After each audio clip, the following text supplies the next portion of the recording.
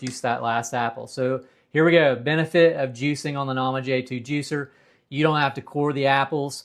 Just wash them off with your whatever your produce cleaning method is. I use a baking soda soak, and I like to use organic produce whenever it's at all possible. I find that I feel like that conventional produce is better than no produce at all, but really take care in cleaning your produce and using a baking soda wash when you're preparing your produce through distribution channels, through the farming channels, through the grocery store. There are lots of things that your fruit and vegetables and greens and herbs can pick up while they're in the grocery store or in that distribution system.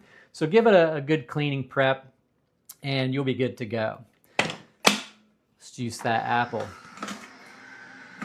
So a lot of people ask if you actually should take the apple seeds and core out the apple. On this type of juicer, I don't think that you have to. The seeds are barely cracked and pass out the outlet chute here on the side of the juicer.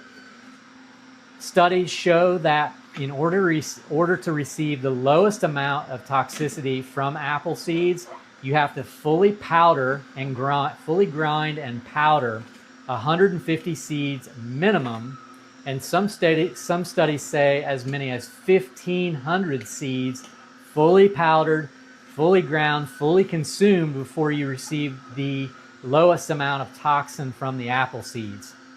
In this case, we juiced about 6 apples. They're between 6 and 8 seeds per apple, so they're about 50 seeds. They're barely cracked and they go out the side. So I see it as a non-issue.